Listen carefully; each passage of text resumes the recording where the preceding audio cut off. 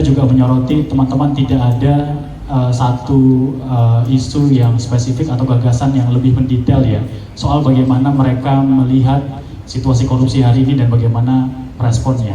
Hampir semua kandidat, terutama kalau kita baca dalam visi misinya, hanya menyodorkan hal-hal yang sifatnya besar, general dan umum gitu ya. Tapi tidak ada hal yang lebih spesifik bicara soal strategi. Misalnya kalau kita bicara soal menaikkan indeks persepsi korupsi gitu ya, yang kita tahu bersama anjlok di tahun ini. Dan anjloknya itu paling parah dalam sejarah reformasi kita. Jadi artinya banyak PR. Yang kemarin banyak dibahas misalnya soal RUU perampasan aset ya, nampaknya semuanya sepakat tapi sunyi gitu, saling lihat dan saling diam. Juga ya, tidak ada kandidat dari 3 kandidat itu yang berbicara secara lantang dan detail mengenai bagaimana cara memulihkan independensi KPK dan juga bicara soal problem di KPK hari ini. Kandidat nomor 3 memang ada 2 hal ya.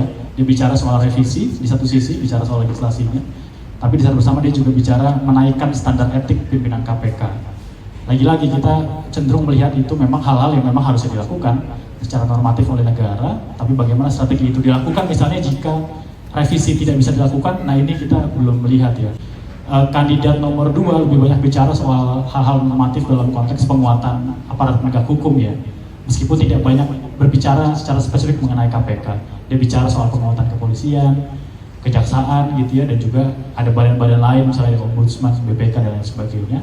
Yang kami rasa juga tidak menjawab persoalan utama kalau kita bicara soal indeks persepsi korupsi. Persoalan utama korupsi kita ada di mana? Ada di sektor politik ya, ada di partai politik, ada di proses elektoral kita, vote buying dan lain sebagainya. Itu sama sekali nggak disentuh ataupun juga tidak dilihat ya sebagai sebuah masalah inti. Jadi yang kita lihat juga selama ini dalam prosesnya upaya pencegahan alih-alih mendekati problem utama, tapi justru tutup mata ya sama isu sentralnya yaitu korupsi politik.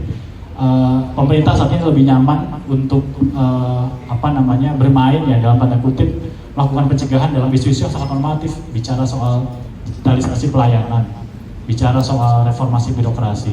Kalau kita lihat dalam konteks itu tentu itu hanya bicara soal hal-hal yang di pinggiran ya.